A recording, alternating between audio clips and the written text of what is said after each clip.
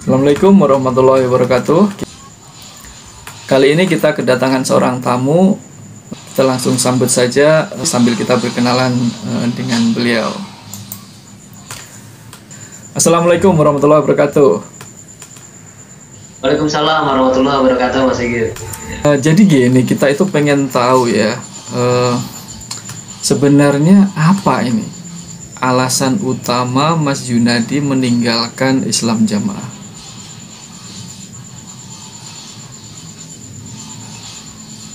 Alasan utamanya ada pemberontakan di hati kecil saya. Ada pemberontakan itu berupa apa?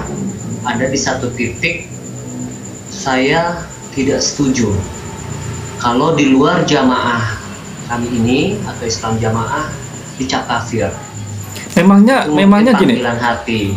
Memangnya mereka yang di luar Islam Jamaah itu memang benar-benar dianggap kafir ya? Allah, iya, itu penyaksian saya, pengalaman saya dari saya kecil, saya lahir di kalangan Islam Jamaah, di kala kedua orang tua saya sudah Islam Jamaah, yang begitu yang saya dengar di pengajian-pengajian mereka, itu literally harfiah, mereka memang mengkafirkan orang Islam yang di luar jamaah mereka. Orang Islam yang belum berbaiat pada imam mereka. Itu fakta, Mas. Wallah, itu ya, jadi bukan isu, bukan fitnah atau seperti yang mereka katakan, itu fitnah, atau dalam buku resmi mereka, website mereka, itu fitnah, itu tidak benar. Tapi itu bukan itu yang sebenarnya fakta yang terjadi. Itu memang jamaah kami ini mengkafirkan orang Islam yang belum berbaiat pada imam kami. Gitu. Jadi alasannya adalah tidak ingin mengkafirkan orang lain gitu ya. Tapi beneran alasannya itu bukan karena sakit hati sebenarnya.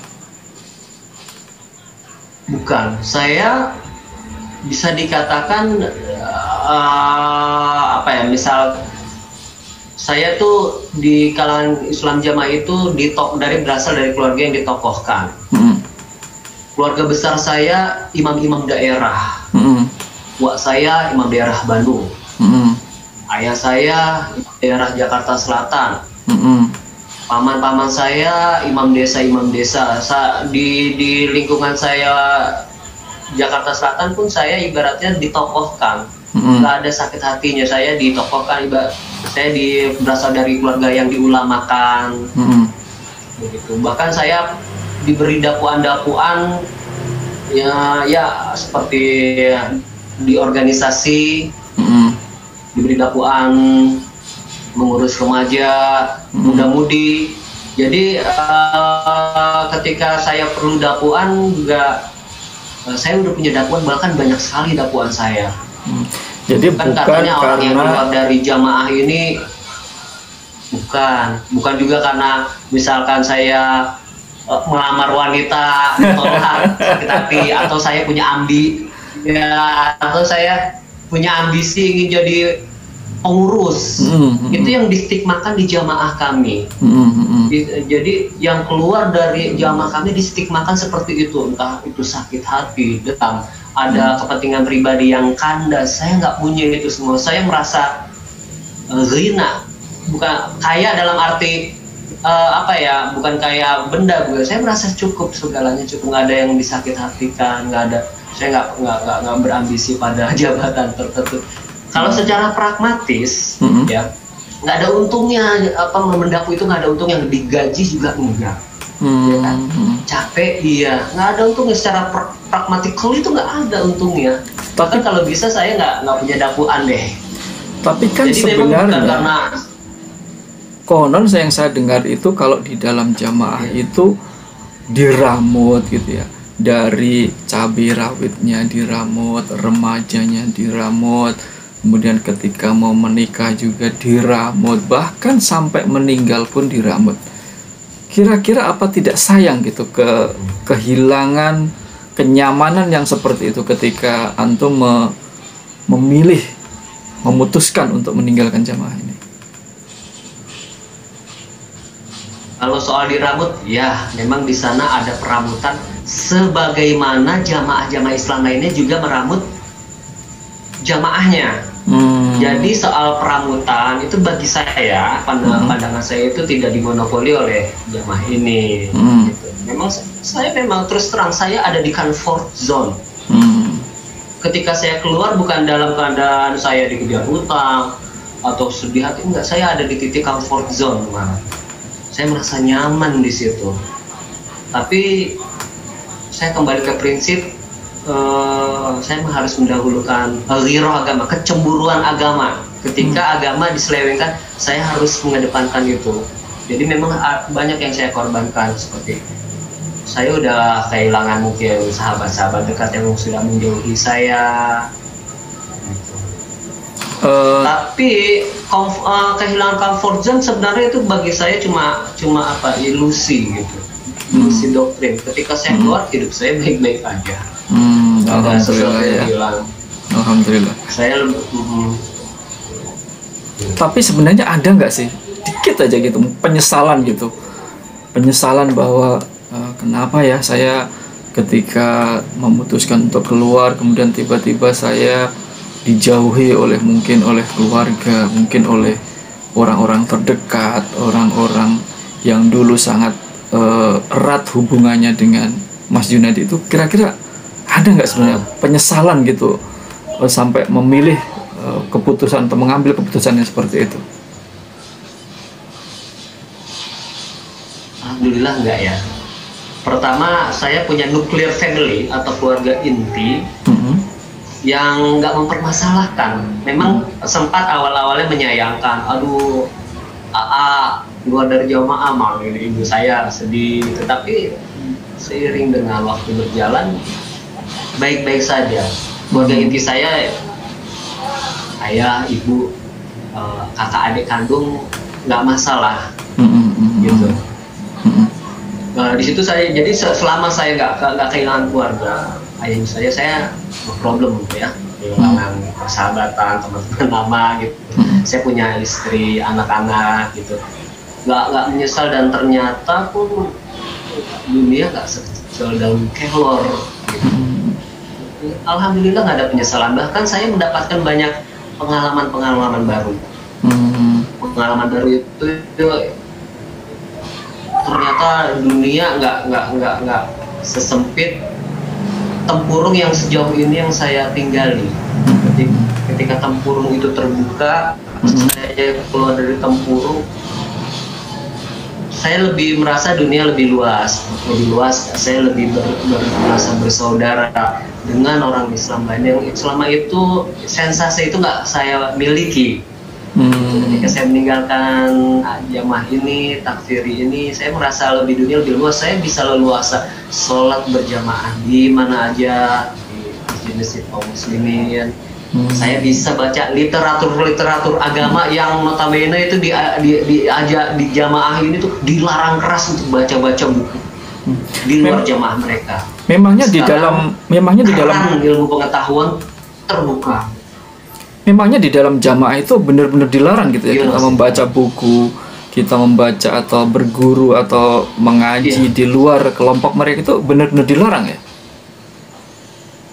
Larang. Mereka menyebutnya dengan istilah buku karangan.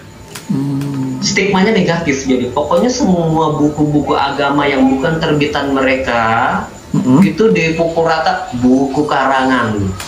Stigma buku karangan itu gini, kata-kata diksi karangan seolah-olah seorang tuh ngarang-ngarang gitu.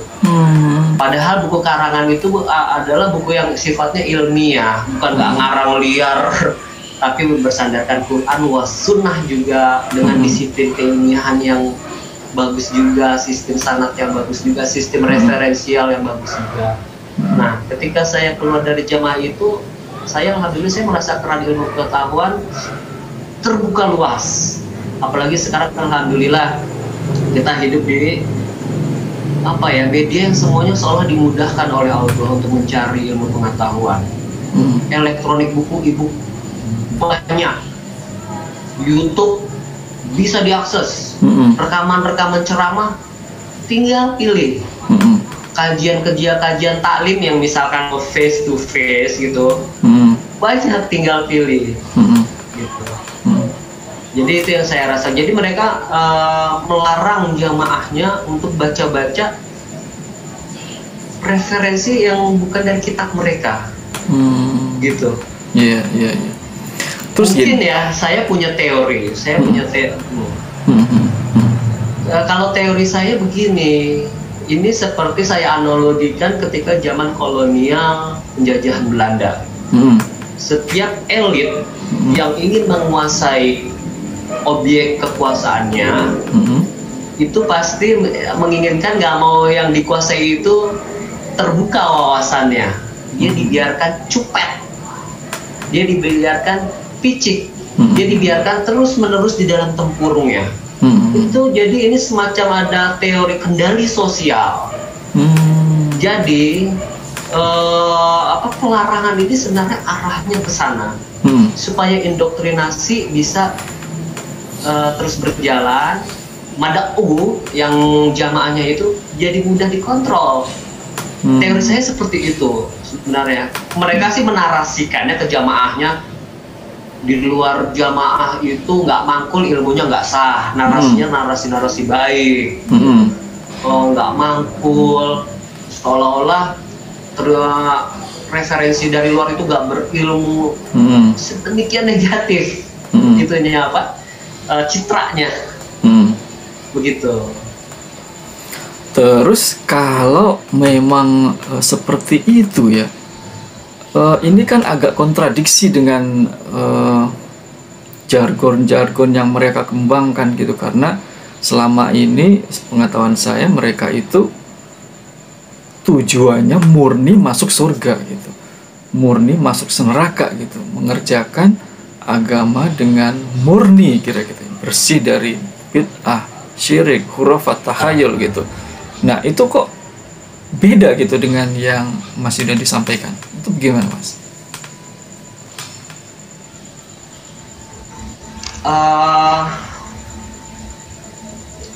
Maksudnya bedanya dia gimana Mas? Coba di spesifik lagi deh. Nah, maksudnya gini, ketika yang mereka gembar-gemborkan itu kan adalah mengerjakan Islam dengan benar, beragama dengan benar, dengan murni gitu. Tujuannya semata-mata gitu, betul. Tujuannya semata-mata masuk surga. Tapi kok tiba-tiba kita dilarang untuk mencari ilmu, dilarang, jamaahnya dilarang untuk berguru, membaca-baca. Ini kan agak kontradiksi gitu.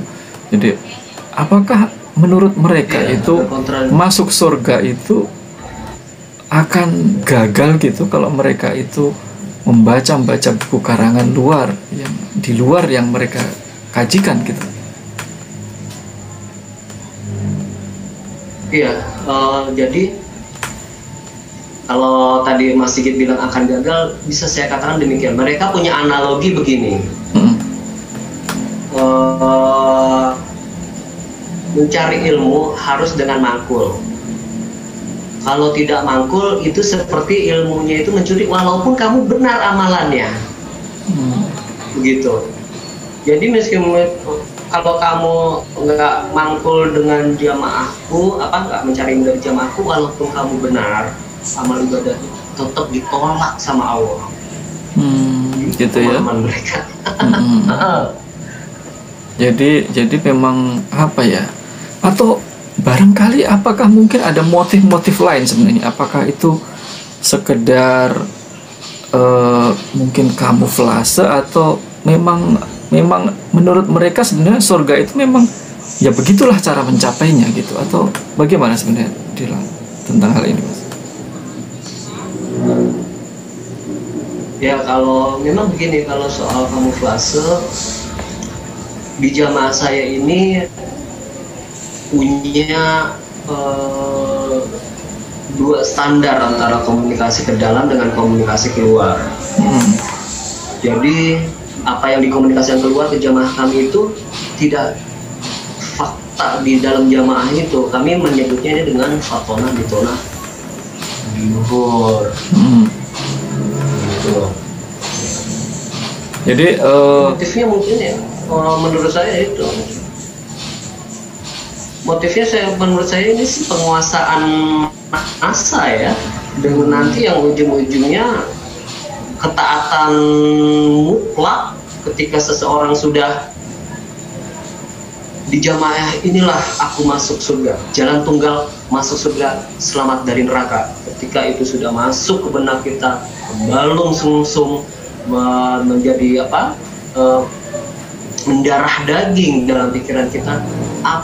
Kalau ketika seseorang sudah di situasi psikologi seperti itu, akan mudah dikontrol, akan mudah menurut apa yang pimpinan katakan. Gitu. Entah itu berupa permintaan harta, entah itu nanti di ajang politik harus milih politik tertentu. Oh, mereka main politik juga sebenarnya ya? Oh iya mas, ini politik. Di balik ini politik. Oke. Saya ini memang politik ini. Karena kan mereka selama ini gembar-gembornya agama ini kan beda, Bu. Tujuannya itu benar-benar murni masuk surga. Ini bukan masalah politik, ini bukan masalah parpol seperti itu. Tapi ternyata mereka juga main politik juga sebenarnya ya. Iya, mereka sebenarnya begini. Mungkin mereka mendefinisikan politik itu dalam definisi yang sempit, sehingga mereka tidak menyebutkan ini politik. Padahal kalau kita mengembalikan definisi politik yang lebih komprehensif, apa yang mereka lakukan adalah politik. Keamiran itu sia-sia Islamiyah dalam konteks kepolitikan itu sebenarnya. Cuma mereka menarasikan kepada jamaahnya ini bukan politik, jadi seolah-olah ini adalah murni agama. Kita tidak bisa meninggalkan politik. Semua yang berkaitan dengan kebijakan publik itu adalah politik. Karena nanti kalau dalam politik, dalam definisi yang lebih kecilnya lagi ya nanti ya buat jamaah-jamaah ini ya dipakai buat dagangan politik, bisa kan? Misalkan dalam satu pertarungan pilkada, pilih partai ini, ya jamaah yang sudah taat ya semuanya tinggal pilih. Nanti yang dapat untung kan pimpinan-pimpinannya dalam deal-deal politik itu. Menarik ya ternyata ya. Menarik ini sungguh-sungguh ternyata di luar yang mungkin selama ini banyak orang tahu ya. Ngomong-ngomong soal iuran atau iuran keanggotaan atau infak itu bagaimana kalau di jamaah Islam jamaah ini? Di jamaah ini tulang punggung dari pendanaan itu ada di isrun. Kami menyebutnya dengan istilah isrun. Isrun ya? Isrun itu berasal dari bahasa Arab yang mereka terjemahkan dengan 1/10. 1/10. Kata asyara 10 bahasa Arab. Isrun kan jadi 1/10. Maksudnya adalah jamaah-jamaah ini bayar 10% atau 1/10 dari pendapatannya bulanannya. Kalau gajinya 1 juta bayar setiap bulan berarti 100.000. Kalau mereka mengklaim punya jutaan orang, taruhlah kita paling angka realistis mungkin 2 juta orang. Angka realistis jamaah ini 2 juta orang yang sudah udah produktif secara ekonomi, tak 100.000. Itu 100.000, setiap orang bayar 100.000, kaliin aja berapa miliar gitu. Mereka dapat, mereka jadi gitu. Kekuatan perekonomian mereka dari pajak, yang mereka eufemisme itu penghalusan istilah. gitu. Tapi pada prinsipnya ini pajak, khuruj dalam bahasa syar'inya. Ini pajak sebenarnya, 10%. Gitu. Nah, ini jadi problem juga ketika ini Isrun ini diglorifikasi sedemikian rupa sampai di titik kalau kamu nggak Isrun, kamu nggak Islamnya itu dipertanyakan, keimanannya dipertanyakan, bahkan mungkin sampai di titik kekafiran. Itu di titik pragmatis yang paling tinggi dari jamaah ini. Tapi eksploitasi ekonomi. Apa benar seperti itu? Maksudnya gini, kalau mereka itu tidak menyerahkan atau tidak membayar Isrun tadi, itu apakah mereka didatengin kemudian diambil hartanya atau kemudian kira-kira diteror harus bayar gitu, atau bagaimana sebenarnya? Ya, kalau seseorang udah mulai kritis sama Isrun, udah mulai form Isrunnya misalkan nunggak gitu ya. Wah, ini pengurus sudah itu tiap bulan ya? Penyerahannya tiap bulan itu ya? Iya, tiap bulan kami diberikan formulir.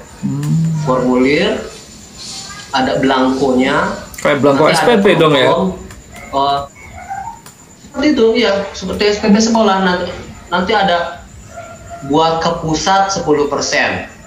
Pusat itu maksudnya ke 10% dari ke ibu kota jamaah kami lah, analoginya begitu. Okay. Kami punya ibu kota gitu, kota suci kami, capital city-nya itu Bendungan Kediri sana. Oh, siap. Nah, di sana pusat pemerintahan kami, di sana tempat imam bersemayam bersama menteri-menterinya, bersemayam ya, bendaharanya. Nah, uang itu dari seluruh Indonesia, setiap orang yang sudah berpenghasilan bayar. Sistemnya bayar dulu, nanti di strata paling bawah itu ada strata tingkat RT. Kita di jamaah kami menyebutnya kelompok. Nanti uang Isrun itu ditarik oleh bendahara level kelompok itu. Ditarik dalam berupa cash, bukan berupa transfer. Nanti dari bendahara kelompok naik lagi ke strata yang lebih tinggi, bendahara desa, atau kami menyebutnya KU desa atau keuangan desa. Nanti semuanya sampai di pertemuan rutin setiap bulan. Jadi jamaah ini mengadakan pertemuan rutin, dia tiap-tiap gubernur itu datang. Misalkan di Indonesia ini di split menjadi dua, barat dan timur. Barat sentralnya ada di Bendungan Kediri, timur ada di Pondok Gede. Pondok Gede Jakarta ya. Kalau untuk Indonesia, ya Pondok Gede Jakarta, nanti setiap bulan itu kumpul para gubernur, para imam-imam daerah. Oh, ada imam daerah juga ya? Titik-titik. Nanti saya terangkan stratifikasi pemerintahan mereka. Jadi kumpul setiap bulan. Untuk kawasan Indonesia Barat kumpulnya di di Pondok Gede. Untuk Indonesia Timur kumpulnya di Bendungan Kediri. Itu momen itu juga dipakai selain buat instruksi rutin dari sang imam, juga dipakai untuk menghimpun dana-dana itu, dana-dana yang ditarik setiap bulan itu, dikumpul semuanya dalam bentuk cash, tidak dalam bentuk transfer. Jadi kekuatannya memang di dana yang sifatnya bottom up, dari bawah ke atas. Itu kalau diserahkan secara cash ya, misalnya kan cash itu kan banyak juga. Kalau misalnya 1 miliar itu kan mungkin ada sebegini ya. Nah itu kalau bermiliar-miliar diserahkan secara cash, itu apa tidak akan menimbulkan masalah itu dalam menyimpannya? Mungkin masalah bagaimanapun juga uang itu kan banyak ya Mas ya, dalam bentuk cash, dibawa karungan, nanti dibawa dari Indonesia Barat, dibawa lagi ke pusat kami, di capital city kami di Burengan, nanti ditaruh. Yang saya dengar ya, saya terus terang saya belum pernah ngelihat bunkernya. Ini dari cerita kawan-kawan saya, uang itu ditaruh di bunker, dikumpulin di sebuah ruangan, ya ditaruh di situ, diparkir sampai uang-uang itu mungkin berjamur. berlumut, karena lembab, begitu. Jadi kalau itu bermasalah, iya bermasalah, materi uangnya juga jadi rusak. Kedua, sistem cash ini memungkinkan, kalau menurut saya memungkinkan untuk tidak dilacak oleh otoritas keuangan negara ini. Oh, memang disengaja seperti itu berarti ya?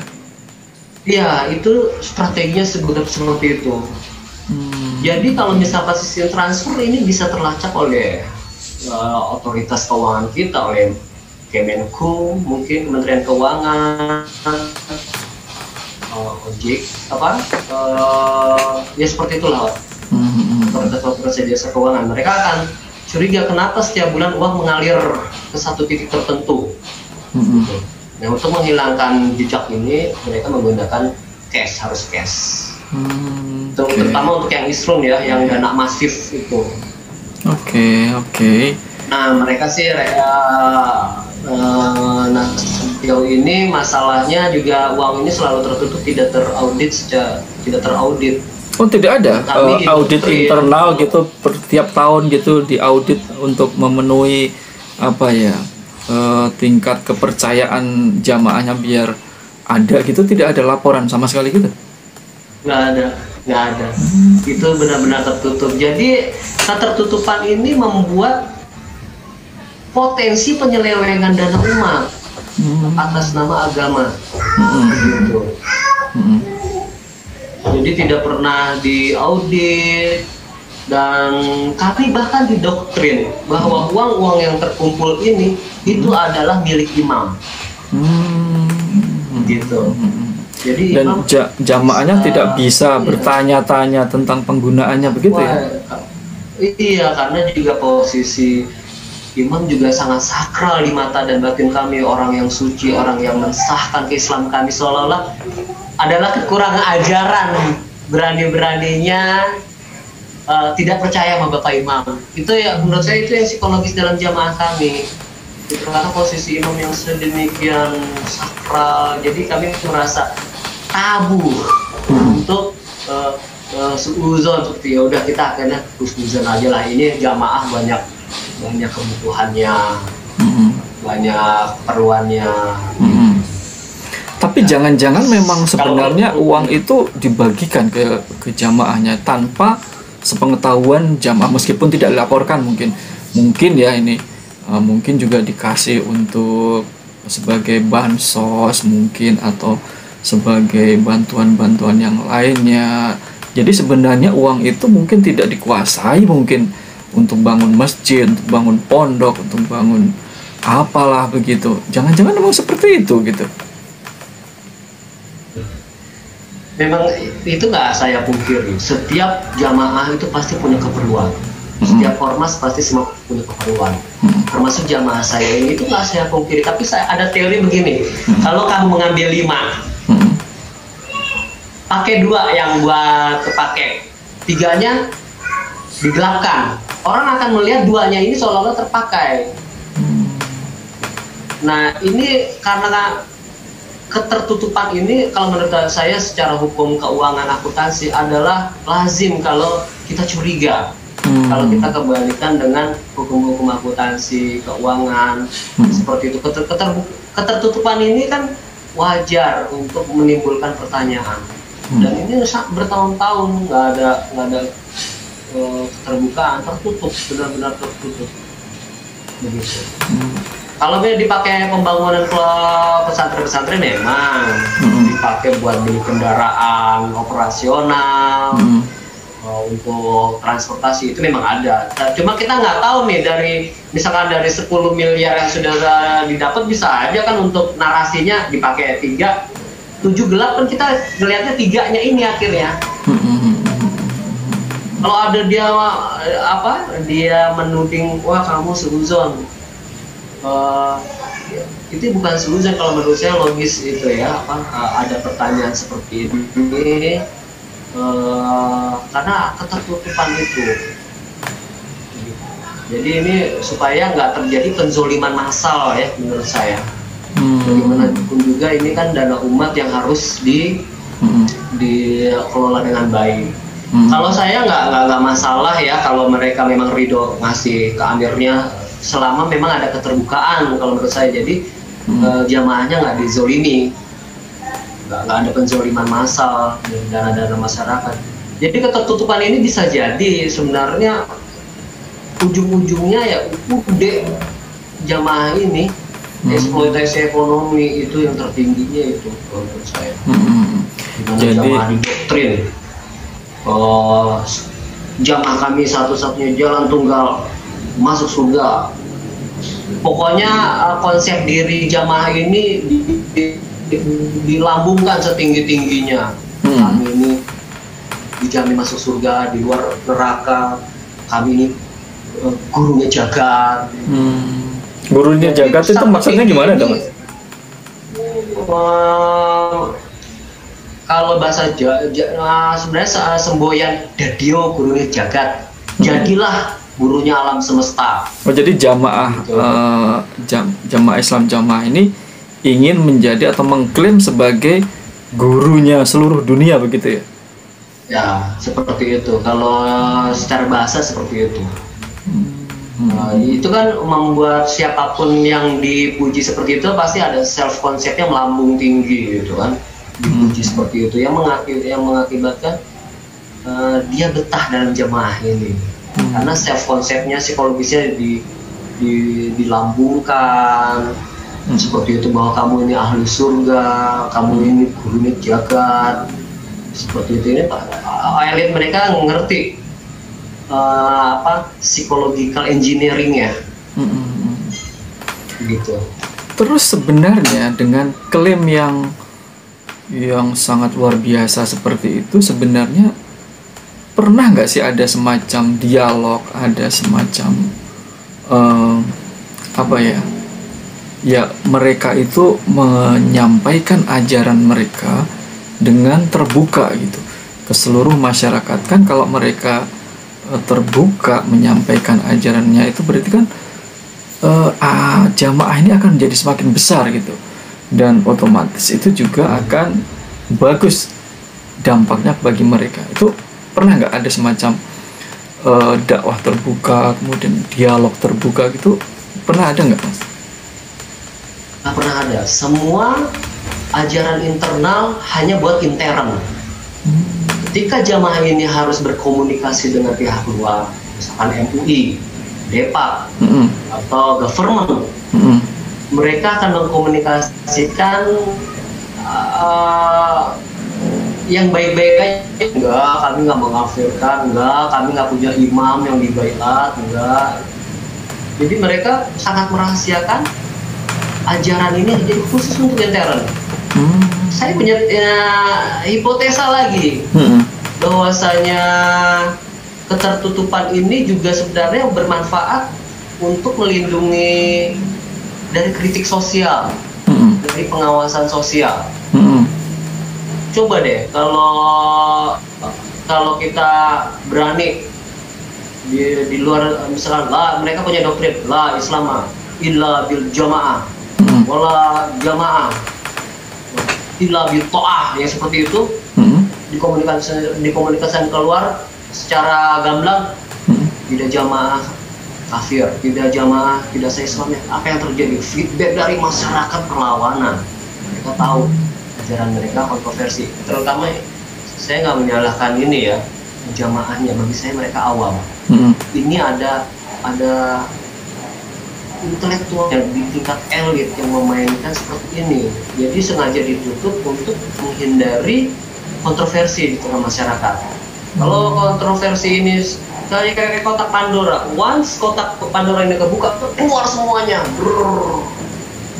Semua kontroversi mereka akan diawasi oleh masyarakat. Mereka bisa survive. Jadi untuk survivalitas mereka, supaya mereka tetap eksis, adalah kerahasiaan.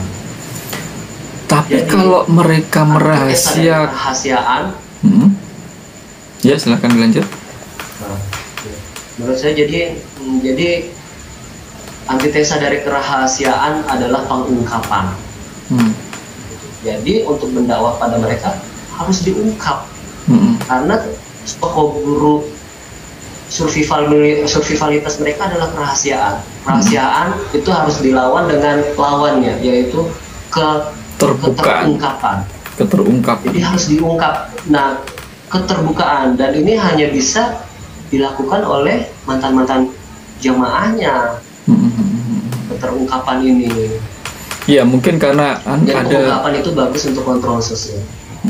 Karena kan ada sebagian pihak mungkin yang menilai ya bahwa bagaimanapun itu kan suatu aib gitu, misalnya ya, aib dalam tanda kutip, aibnya umat Islam gitu. Kenapa kok begitu diumbar-umbar, dibuka-buka, itu kan justru akan menyebarkan aib gitu, dan itu mungkin ghibah gitu.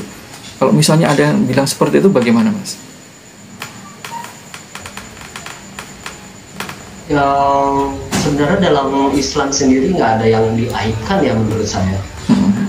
Semuanya sudah terbuka, dan Rasulullah bahkan menganalogikan itu lebih jelas daripada siang hari.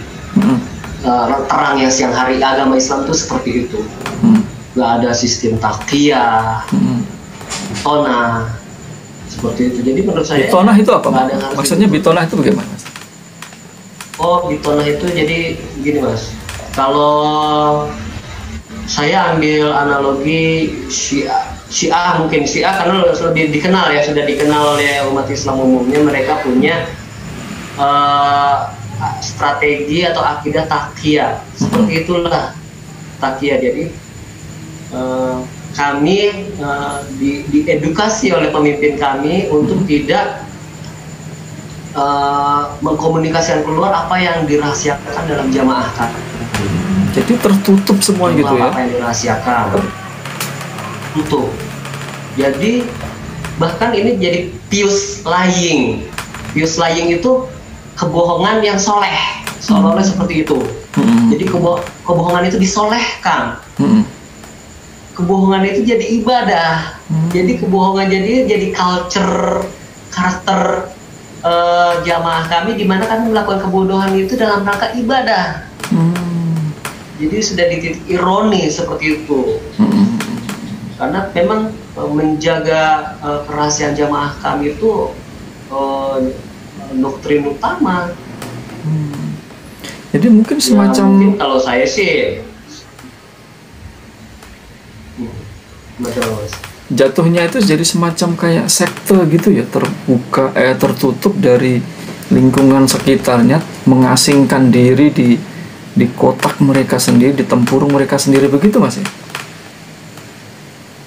Saya nggak keberatan dengan sebutan itu ya, definisi sekte. Ini memang sudah bisa dikatakan sudah masuk definisi sekte. Mungkin fisik-fisik mereka bisa berbaur gitu dengan masyarakat, fisik-fisik mereka. Yang eksklusif itu adalah pemikiran dan akidahnya. Kalau mereka bisa, misalkan mereka dituding kamu eksklusif, simple metodenya kita gotong royong sama masyarakat. Kami nggak eksklusif, kami terus ngadain donor darah, misalkan bukti kami vaksin COVID. Sebenarnya bukan itu yang disasar, bukan fisiknya, tapi batinnya. Ada keterpisahan dengan umat Islam lainnya, keterpisahan dengan garis iman dan kafir, sudah di titik itu. Jadi bukan keterpisahan mazhab. Mungkin kalau mazhab, keterpisahan mazhab itu masih sehat kalau bagi saya ya.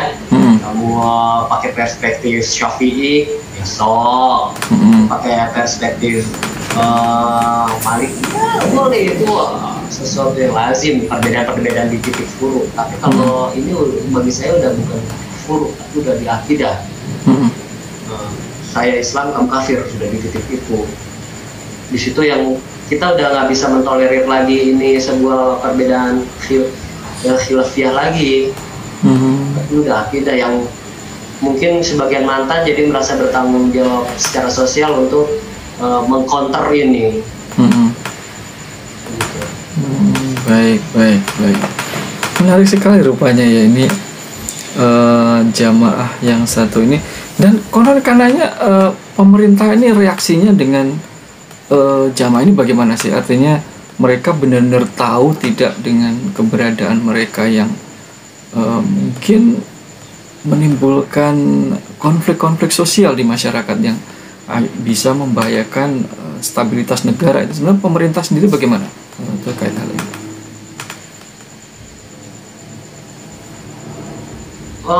Tanggapan pemerintah kepada mereka baik, karena mereka juga cerdas politik kalau menurut saya. Cerdas politiknya mereka akhirnya membuat sebuah organisasi yang memang itu dilindungi oleh undang-undang. Pemerintah itu kalau menurut saya itu udah tahu ya, karena ini jamaah ini sudah secara hukum sudah dinyatakan sesat oleh Kejaksaan Agung tahun 1971. Oh, sudah pernah ya berarti ya? Ini udah pernah.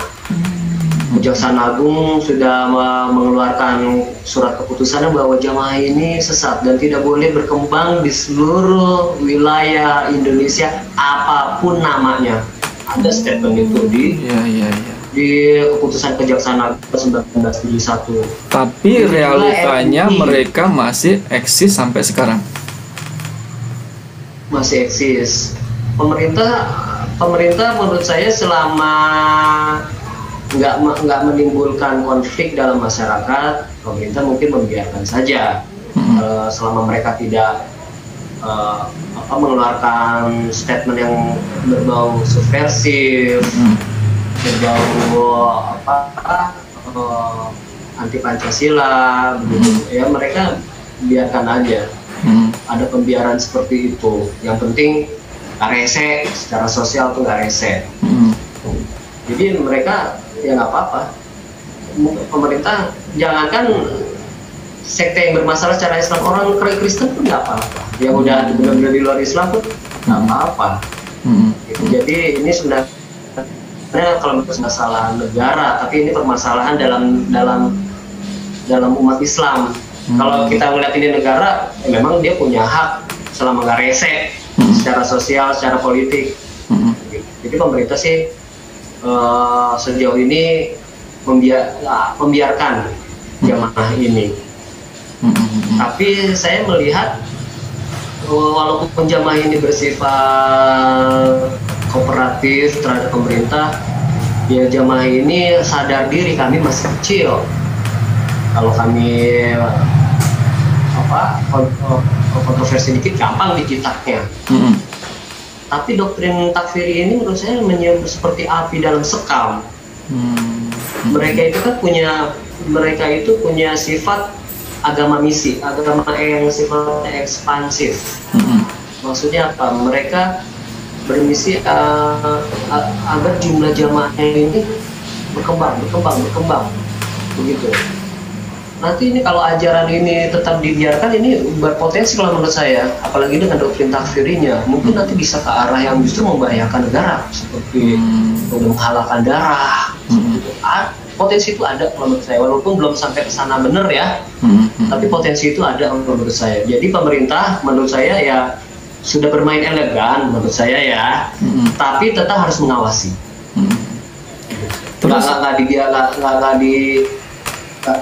Nggak di trust begitu aja, dipercaya nggak, tapi harus tetap diawasi, diasistensikan oleh dengan mantan-mantannya mungkin lewat instrumen MUI. Dan saya sih lebih setuju memang kita persuasi baik-baik, dakwah baik-baik, untuk kebaikan di NKRI juga.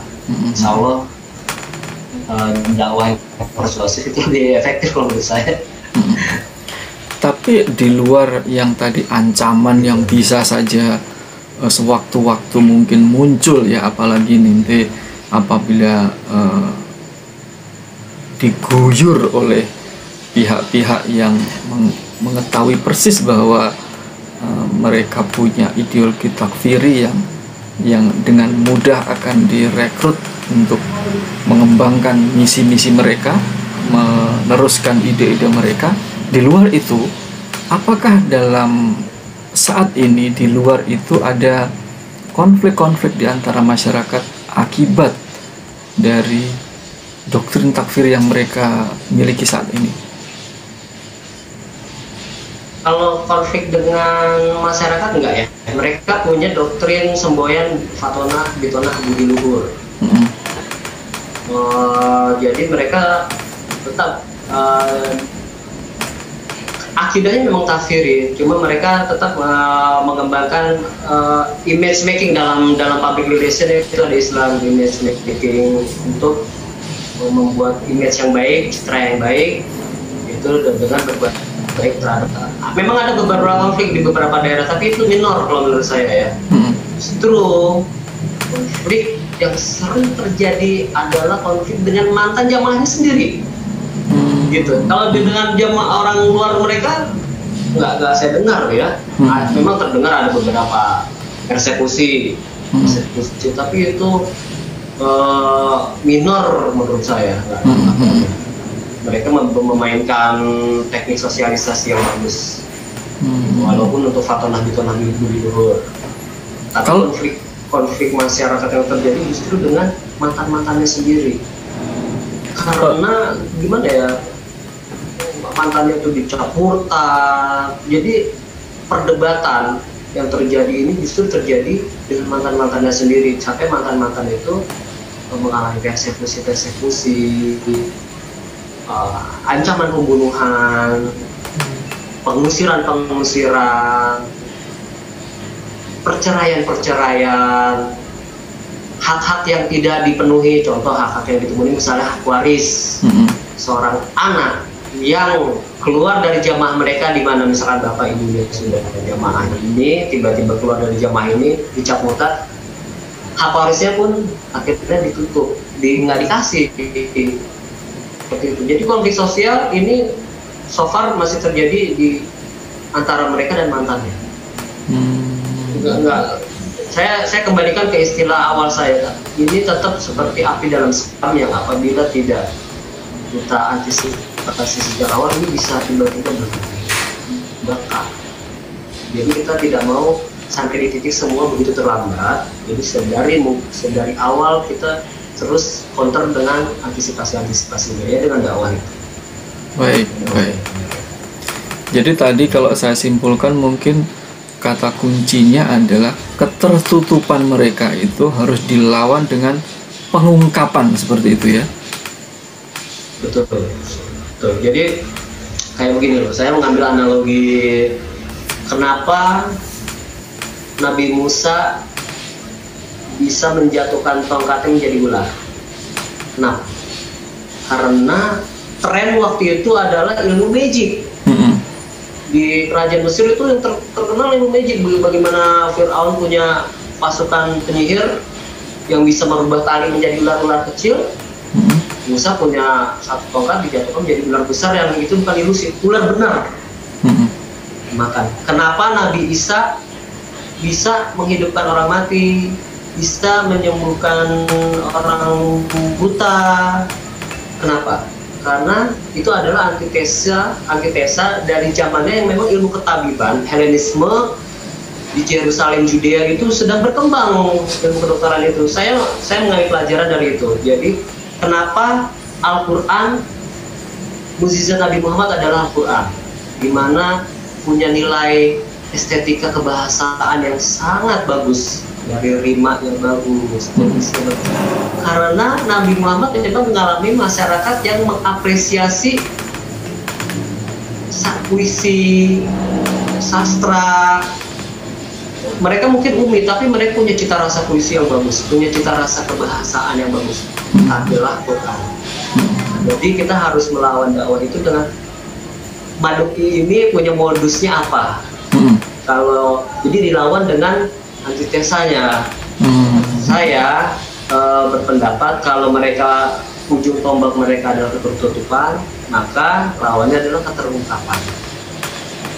Baik. Jadi itu adalah kalau saya boleh propose sebuah strategi, saya mempropose itu keterungkapan. Bagaimana realitasnya? Kumpulkan bukti-bukti, kumpulkan dokumen-dokumen, kumpulkan rekaman dan lain sebagainya. Jadi ketika kita menggugat mereka, kita nggak menggugat secara zolim, kita menggugat secara data. Ini data, nggak terbantahkan. Kalau kita cuma lisan doang, di sana ada pembunuhan mereka ini, itu biasanya nggak diterima. Kita harus melawannya dengan scientific method seperti itu. Bisa dipertanggungjawabkan gugatan kita sebenarnya nggak untuk membuka semua aib, tapi kita justru ingin mengkoreksi sama-sama untuk menuju kamu lebih baik, nggak untuk dijatuhkan, tapi kamu ingin lebih baik. Jadi saya ingin konsep yang konstruktif seperti itu, dengan kembali lagi dengan keterungkapan.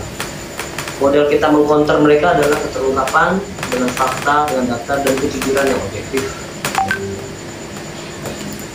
Baik, Mas Junadi, terima kasih banyak atas sharing-sharingnya. Ini sangat membuka mata kita bagaimana mereka modusnya seperti apa, dan semoga apa yang sudah di-sharing tadi bisa bermanfaat bagi kita semuanya, bagi seluruh masyarakat, bagaimana menyikapi jamaah ini sebaik-baiknya dan demi kemaslahatan seluruh umat. Terima kasih sekali lagi. Jazakallah khairah.